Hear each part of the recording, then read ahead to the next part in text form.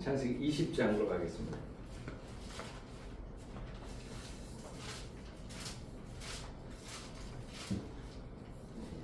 오늘도 말씀이 좀 길죠. 20장 1절에서 18절 20장을 다 보도록 하겠습니다. 20장 1절에서 18절 한 절씩 천천히 교독하면서 읽겠습니다. 창세기 20장 1절 제가 읽습니다.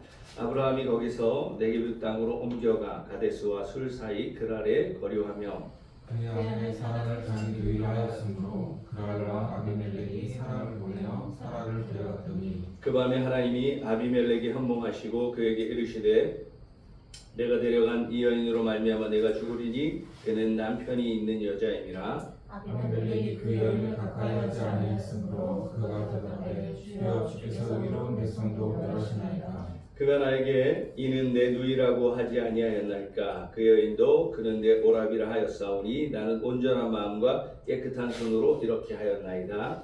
하나님이 꿈에 또 그에게 이르시되 내가 온전한 마음으로 이렇게 한 줄을 나도 알았으므로 너를 막아 내게 범죄하지 아니하게 하였나니 여인에게 가까이 하지 못하게 함이 이 때문이라. 이제 그 사람의 아내를 돌려보내라. 그는 선지자라. 그가 너를 위하여 기도하리니 내가 살려니와 내가 돌려보내지 아니하면 너와 내게 속한 자가 다 반드시 죽을 줄 알지니라. 아비멜렉이 이날 아침에 일찍 일어나 모든 종들을 불러 그 모든 일을 말하여 들려주니 그들이 심히 두려워하였더라. 아비멜렉이 아브라함을 불러서 그에게 이르되 내가 어찌하여 우리에게 이렇게 하느냐. 내가 무슨 죄를 내게 범하였기에 내가 나와 내 나라가 큰 죄에 빠질 뻔하게 하였느냐. 내가 합당하지 아니한 일을 내게 행하였도다 하고 아비멜렉이 또 아브라함에게 이르되 내가 무슨 뜻으로 이렇게 하겠냐. 아브라함이 이르되 이곳에서는 하나님을 두려워함이 없으니 내 아내로 말미암아 사람들이 나를 죽일까 생각하였음이요. 또 그는 정말로 나의 이복명으로서 내 아내가 되었습니다. 하나님이 나를 내 아버지의 집을 떠나 두루 다니게 하실 때에 내가 내 아내에게 말하기를 이후로 우리의 가는 곳마다 그대는 나를 그대의 오라비라 하라. 이것이 그대가 내게 베풀 은혜라 하였었노라. 아비멜렉이 양과 소와 종들을 이끌어 아브라함에게 주고 그의 아내 사라도 그에게 돌려보내고 아브라함에게 이르되 내 땅이 내 앞에 있으니 내가 보기에 좋은 데로 거주하라 하고 사라에게 이르되 내가 은 천개를 내 오라비에게 주어서 그것으로 너와 함께하는 여러 사람에서 내 수치를 가리게 하였노니 내 일이 다 해결되었느니라. 아브라함이 하나님께 기도하매 하나님이 아비멜렉과 그의 아내와 여종을 치료하사 출산하게 하셨으니 여호와께서 의원의 아브라함의 아내 사라의 이로 아비멜렉의 집에 모든 태를 다스리셨습니다. 아멘.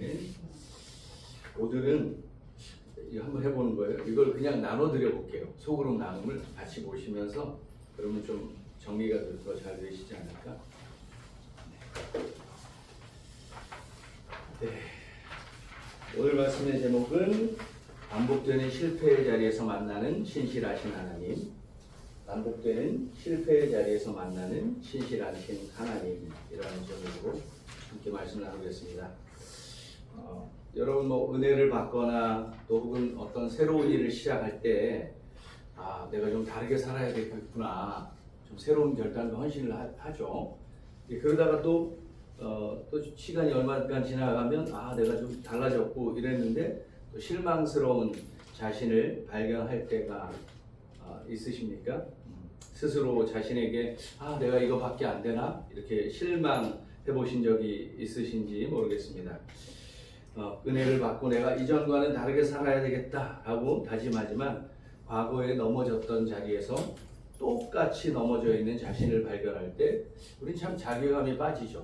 이거밖에 안 되나? 나는 이렇게 더 성장할 수 없나? 그런 마음이 들 때가 있습니다. 오늘 우리가 읽고 있는 이 본문, 그 아브라함이 약간은 그런 모습이 아닐까라는 생각을 해봅니다.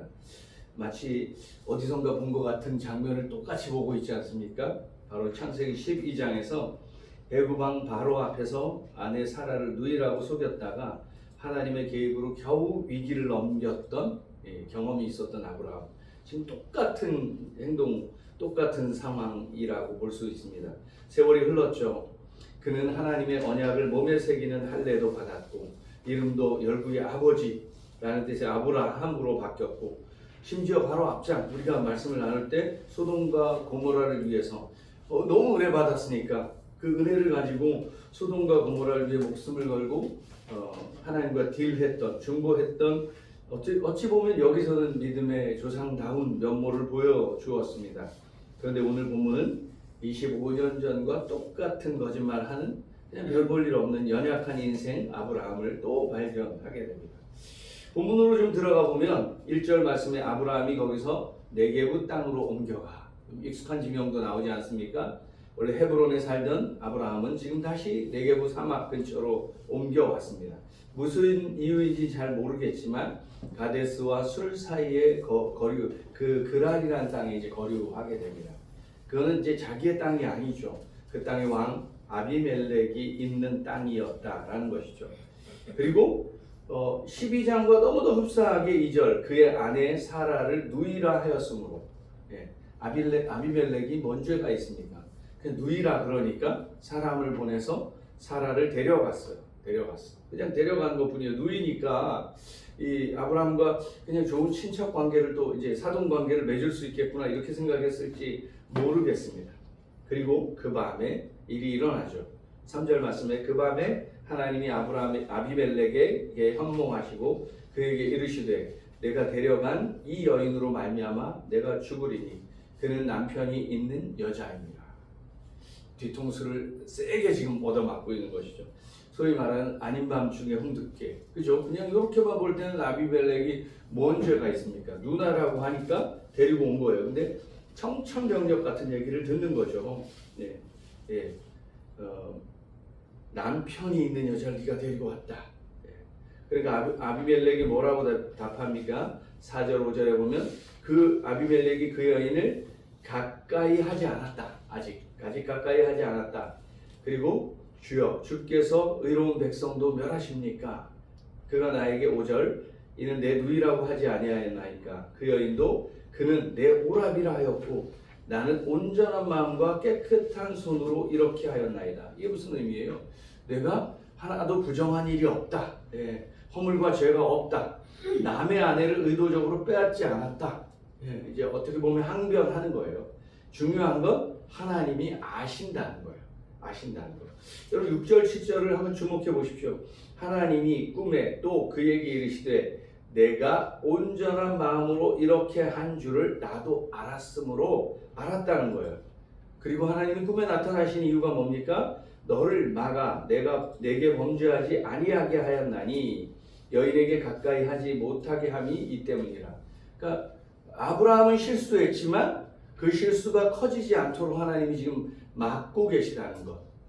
우리가 선택한 우리의 실수의 현장에도 하나님이 일하고 계시다는 것을 우리는 이 말씀에서 확인할 수 있는 거죠.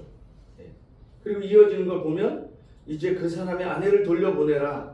그는 선지자라 그가 너를 위하여 기도하리니 내가 살려니와 내가 돌려보내지 아니하면 너와 내게 속한 자가 다 반드시 죽을 줄 알지니라. 뒤에 제가 말씀드리겠지만 지금 하나님은 아비멜렉이 본인이 실수하지 않은 것을 알고 그 순전하고 깨끗한 마음을 아는 거죠. 그리고 돌려보내라. 그리고 심지어 아브라함이 너를 위해 기도하게 될 것이다. 사실 이방 민족 아닙니까? 그러나 이 아브라함의 잘못된 선택에도 하나님은 하나님의 뜻을 이루어 가시는 장면을 우리는 보고 있습니다. 다시 아비멜렉의 집 입장으로 한번 돌아와 보겠습니다. 아비멜렉의 입장에서는 이 나라와 이 가문에서는 정말 갑작스럽고 정말 이 황당한 일이 벌어진 거죠.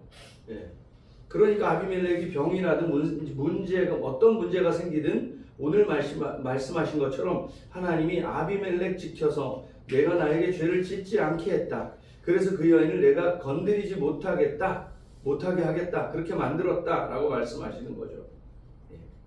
그리고 심지어는요, 이 말씀 맨 마지막에 가면 어떤 일이 있냐면 거기에 있었던 일 중에 하나가 집안의 모든 여자들, 아비멜렉의 모든 아내와 여종들이 임신하지 못하는 일이 벌어져요.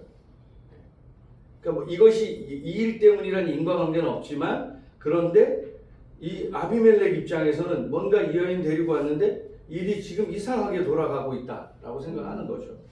그리고 갑자기 하나님이 꿈에 나타나시는 거죠. 마치 여러분 잘 아시는 그 라마단 기도 들어보셨을 거예요. 이슬람들이 기도하잖아요. 그러니까 이 지금 아비멜렉은 이방 민족의 꿈의 하나님이 나타나시는 거예요. 이것도 황당스러운 거죠. 이 입장에서 보면 당황스러운 얘기라는 거예요. 사라를 데리고 왔는데 안 좋은 일이 계속 생기니까 다 연결 지어버리는 거예요. 이게 왕뿐 아니라 신하들에게도 의문거리가 되는 거죠. 그래서 8절 말씀에 보면 아침에 일찍 일어나서 아비멜렉이 종들을 다 불러서 이걸 들려주니까 두려움이 오기 시작한 거죠. 두려움이 휩싸이기 시작하는 것이죠. 그리고 이제 아브라함을 부르죠. 9절 10절 아비멜렉이 아브라함을 불러서 그에게 이르되 내가 어찌하여 우리에게 이렇게 하느냐. 내가 무슨 죄를 내게 범하였기에 내가 나와 내 나라가 큰 죄에 빠질 뻔하게 했느냐. 내가 합당하지 아니한 일을 내게 하였도다 하고 아비멜렉이 또 아브라함에게 이르되 내가 무슨 뜻으로 이렇게 하였느냐. 말은 되게 부드럽지만 이 무슨 일이냐. 네가 지금 한 일, 뭐 때문에 내가 너한테 뭘 잘못했냐 라는 거죠. 따질 수밖에 없는 일 아니겠습니까? 왜 이런 일을 범했느냐. 문제는 어디에서 시작됐냐면 아브라함의 거짓말에서 시작된 것 아닙니까? 우리 보통 거짓말을 어떤 때 합니까? 자기를 보호하고, 그죠? 자기 입장을 자기를 지키기 위해서 거짓말해요. 제가 이 표현이 중요한 표현이에요. 자기를 지키기 위해. 우리는 자기를 지키기 위해 자기를 보호하기 위해 거짓말도 하고 어떤 변명하는 여러 가지 반응들이 있다라는 것이죠. 근데 성경은 우리가 우리 자신을 지키는 방법이 이렇게 하는 게 아니라는 걸 오늘 본문을 말씀하고 있는 것이죠. 왜냐하면 이 아브라함이 이런 일을 벌인 이유가 12장에 나타났던 이유와 똑같다라는 거예요. 11절 말씀에 보면 아브라함이 이르되 이곳에서는 하나님을 두려워함이 없으니 내 아내로 말미암아 사람들이 나를 죽일까 생각하였으며. 그러니까 그랄 땅에 있는 사람들이 하나님을 두려워하지 않으니 내 아내 때문에 사람들이 나를 죽일 거다라고 생각하는 거예요. 자기가 이방 땅에 왔는데 여러분 온 하늘과 온 만물의 주가 되시는 하나님이 자기가 지금 자기 혈통의 땅이 아니라고 해서 그 땅은 하나님이 안 계시냐 이거예요. 시편 139편은 하나님이 어디 안 계신 곳이 없다는 거예요. 저 하늘의 땅 끝, 저 바다 끝에 갈지라도 하나님은 안 계시는 곳이 없어요. 우리가 숨을 곳이 없어요. 그런데 지금 아브라함 자신의 생각 속에 여긴 하나님이 없다라고 생각하는 거랑 뭐가 다르냐는 거예요. 하나님이 안 계신 곳이 어디 있냐는 거예요.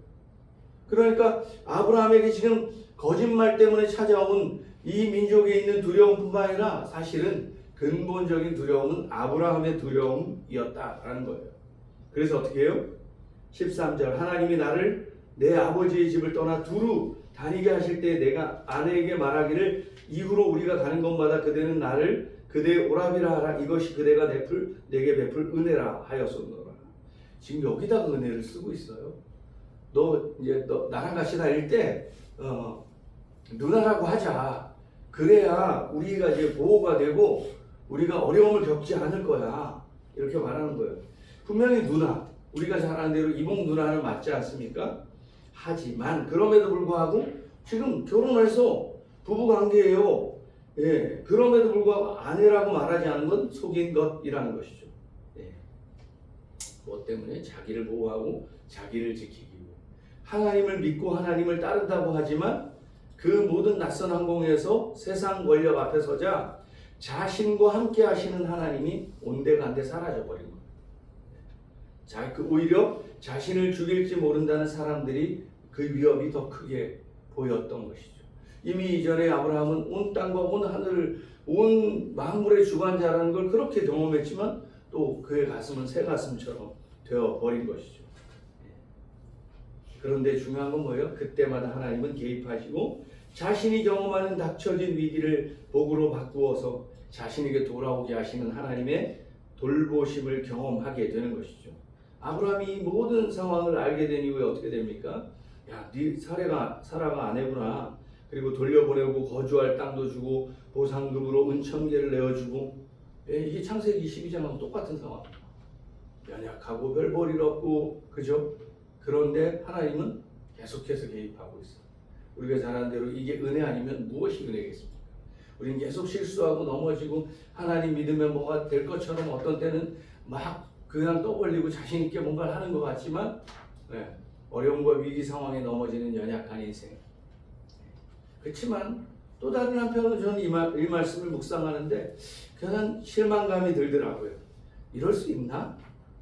앞서 말씀드린 대로 하나님의 할례도 하게 하고 물론 고통스러운 일이지만 그 과정 가운데 하나님은 언약하고 그 언약을 기억하며 살고 하나님의 은혜를 내 몸에 새기며 살라고 하고 이름도 바꿔주고 심지어 내년에 아들 태어날 텐데 그 이름 이삭이라고 하게 하라. 이 아브라함이 얼마나 놀라운 감동을 갖고 살았겠습니까?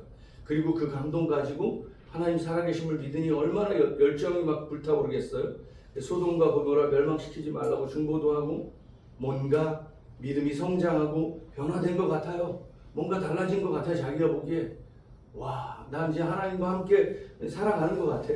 하나님이 자신 책임져 주시겠구나 확신을 갖고 있으니 남에 대해 생각하고 남의 어려움에 대해서 중보할 수 있는 마음까지 생겼어. 그런데 그는 넘어지고 무너지는 인생이 되었다라는 것이죠. 그리고 결국은 그런 은혜를 경험해. 이게 하나님의 은혜를 경험하든 안 하든 상관없이 제가 어떻게 아내를 누이라고 할까? 그리고 아비멜렉에 내어줄까? 여러분 중요한 건요. 그러면 어떻게 되냐? 하나님이 이루시는 모든 계획이 다 어그러지는 거 아닙니까? 이게 말이 안 되는 거예요. 사실상 아브라함의 행위는 그냥 자기 자신을 보호하는 행위를 넘어서서 하나님이 이루신다는 하나님의 약속을 포기해버리는 행위라는 거예요. 답답한 마음이 든 거죠. 고구마를 한 10개, 100개를 먹은 것 같은 마음이 드는 거죠. 그러나 하나님은 자신의 하신 약속을 이루기 위해 또 움직이십니다. 개입하시죠. 다시 7절 말씀을 거슬러 올라가 보십시오. 그러니까 아비멜렉의 하나님은 이렇게 아브라함에 대해서 말씀하세요. 이제 그 사람의 아내를 돌려보내라. 그 다음 말이 저는 여러 번 이 본문을 읽었어요. 그는 선지자라. 한번 생각해 보세요. 여러분 자기와 같이 있던 사람이 일을 하던 사람이든지 관계하는 사람이 너무너무 실망스러워요. 반복되는 어떤 실수와 어떤 문제를 일으켜. 근데 어떻게 이렇게 선지자라고 말할 수 있겠어요? 선지자라고. 그가 너를 위하여 기도하리니 내가 살려니와 내가 돌려보내지 아니하면 너와 내게 속한 자가 다 반드시 죽을 줄 알지니라. 판을 엎어도 시원치 않을 텐데 아니면 선수를 바꿔야 될지도 모르겠는데 그렇지 않겠어요? 이쯤 했는데 넌 안 되겠구나. 아브라함 선수 교체해도 시원치 않을 마음일 텐데 제가 계속 그림을 그려봤어요. 아브라함을 왜 선지자라고 할까? 그리고 문득 이런 생각이 들었어요. 만약에 여러분이 누구랑 관계가 안 좋아요. 근데 그 안 좋은 사람을 또 높여주는 거예요. 야, 저 사람 뭔가 되게 잘해. 그가 너를 위해서 이런 일을 할 수 있어. 이런 얘기를 하는 거예요. 그럼 무슨 일이 벌어질까? 누구를 위해서 이 표현을 쓰는 걸까? 하나님 자신을 위해서 이 표현을 쓰는 것 같아요. 아브라함을 선지자라고 인정해 주시는 것, 하나님의 영광을 위해서. 하나님의 선택한 하나님의 백성을 책임지시는 하나님의 방식이라는 거예요. 우리가 우리 자신을 볼 때는 별 볼 일 없고 형편없는 것 같잖아요. 근데 하나님 우리를 선택했어요. 아브라함처럼 우리가 많이 넘어져요. 쓰러져요. 실수하고 하나님을 믿는다고 하지만 어느 순간 세상과 타협하는 우리 방식을 취할 때가 있어요. 그럼에도 불구하고 하나님의 방식은 뭐예요? 너는 내 백성, 내 자녀예요. 마치요. 여러분 잘 아는 누가복음 15장에 그 탕자가 집 나가서 막대 먹은 짓을 다 하고 돌아와요. 근데 그 아버지는 뭐라 그래요? 잃었다가 다시 찾은 내 아들이에요. 똑같은 대우를 하잖아요. 세상은 어떻게 돼요? 직장 같은 경우는 고과를 매기고 다 평가를 하는 한국인데 하나님의 평가는 한 번도 바뀌지 않는다는 거예요. 그러니까 저는 이 창세기 말씀을 묵상할 때마다 느끼는 거 보면 우리가 뭘 하는 게 있냐? 우리가 뭘 하는 게 있냐는 거죠. 아브라함처럼 우리도 쉽게 포기하고 그 어떤 상황에서 그냥 나의 목숨을 부지하려고 이렇게 할 때 있지 않을까라는 생각이 드는 거예요. 그러나 우리가 이 창세기 말씀을 보면서 우리가 주목해야 될 게 뭘까? 제가 여러 번 말씀드렸어요. 아브라함의 한심한 반복적 실수가 아니라 그런 아브라함을 포기하지 않으시고 끝내 마침내 선지자로 빚어가시는 하나님의 열심을 주목해야 된다는 것이죠. 하나님의 뜻과 계획은, 하나님의 언약은 연약한 인간에 달려있는 게 아니라는 거예요. 하나님이 이루시고 정하셨으면 하나님이 뜻하신 바를 반드시 이루어 가세요. 답답하지만 놀라운 게 뭔지 아세요? 네, 답답하잖아 아브라함이. 그런데 끝내 그렇게 만들어요. 창세기 20장 이후 22장 가면 이 아브라함이 정말 선지자 같은 삶, 하나님의 마음을 시원케 하는 삶으로 등장하잖아요. 그게 뭐예요?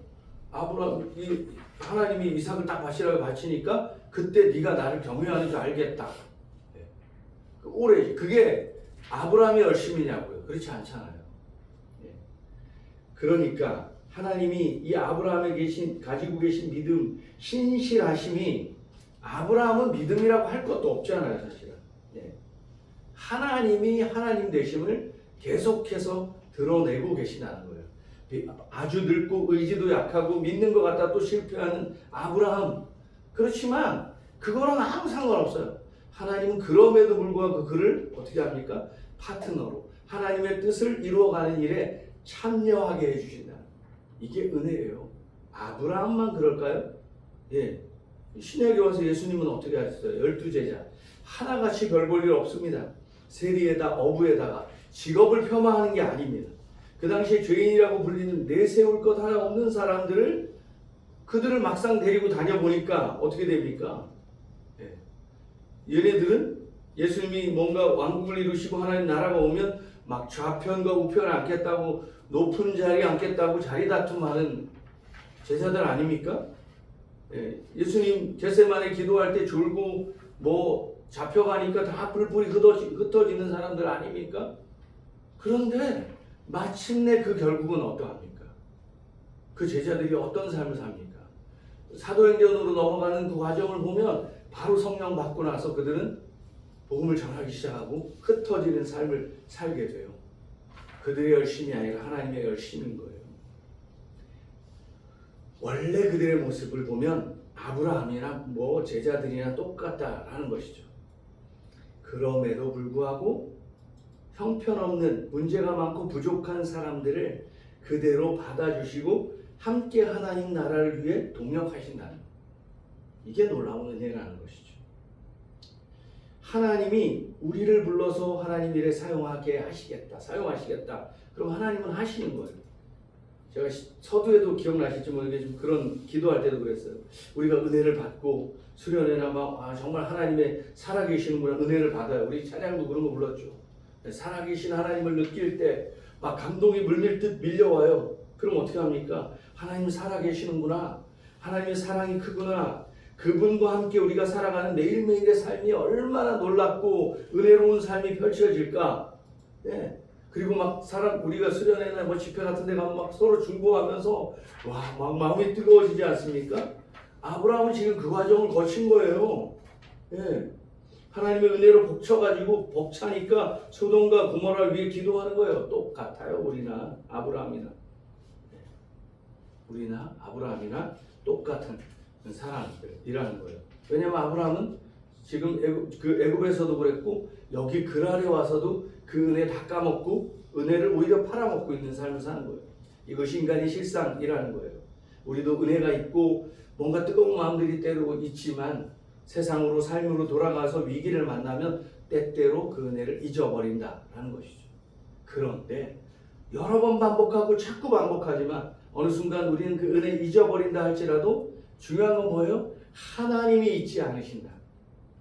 여러분 구약에 보면 그런 말씀 있잖아요. 너를 손바닥에 새겼다고요. 잊어버리지 않으신 하나님. 하나님을 잊지 않으세요. 그리고 그런 아브라함을 뭐라고 부르냐? 선지자라고 부르신다는 거예요.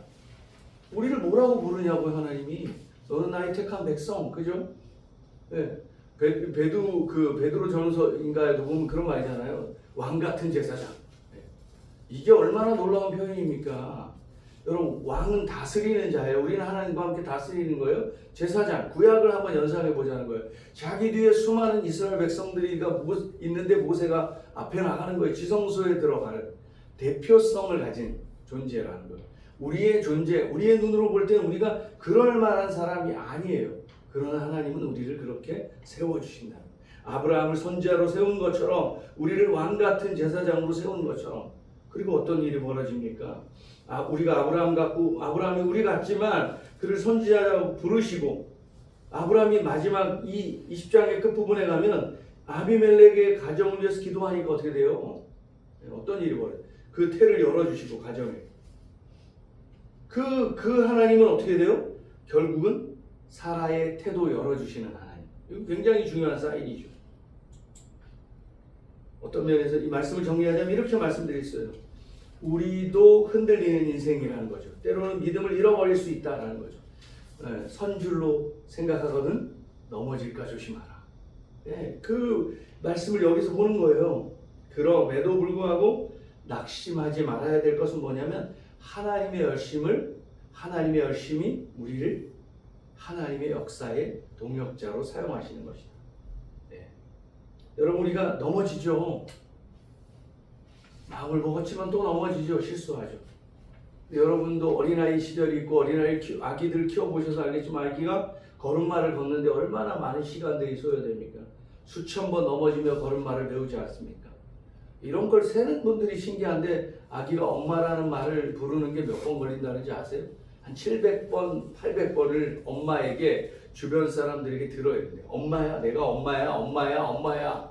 그리고 우리가 모두 다 고치잖아요, 옹알이를. 이게 뭔가를 듣는데 서투른 말을 엉아 뭐 이러다가 엄마가 되는 거 아니에요. 그렇게 우리는 세워져 가는 거예요. 사람다워져 가는 거예요. 그게 믿음의 과정이라는 거죠. 아기가 걸음마를 걷기 시작할 때 처음부터 벌떡 일어나서 달립니까? 그런 아이는 한 명도 없습니다. 저는 믿음으로 세워져 가는 과정 똑같다고 생각하는 거예요. 넘어지고 다시 일어나고, 넘어지고 다시 일어나고, 하나님의 은혜로 일어나서 몇 걸음 가는 것 같지만 또 넘어지고, 그러면서 우리는 신앙이 깊어지는 것이죠. 아브라함 몇 년 걸렸나요? 25년의 세월을 보냈습니다. 그 과정에 말로 표현할 수 없는, 나는 아무 공로도 없고 나는 아무 의도 없지만 그 하나님의 놀라운 은혜가 우리를 하나님의 그런 사랑과 신뢰의 깊음 가운데 들어가게 한다는 것이죠. 비겁하게 거짓말한 아브라함을 아비멜렉의 하나님은 선지자로 소개합니다. 그럴 만한 존재가 아닌데도 그렇게 세워주십니다. 흔들리는 인생, 우리가 세상 가운데서 여러 번 그리고 수도 없이 수천 번 흔들린다 할지라도 하나님은 결국 우리를 하나님의 자녀 되게, 그리고 하나님의 뜻을 이루어가는 동력자로 만들어 가실 것이라는 것이죠. 성경에 그런 인물들이 너무나 많지 않습니까? 제자들 이야기했지만 그 중에 대표적인 제자 하나를 꼽는다면 베드로. 여러분,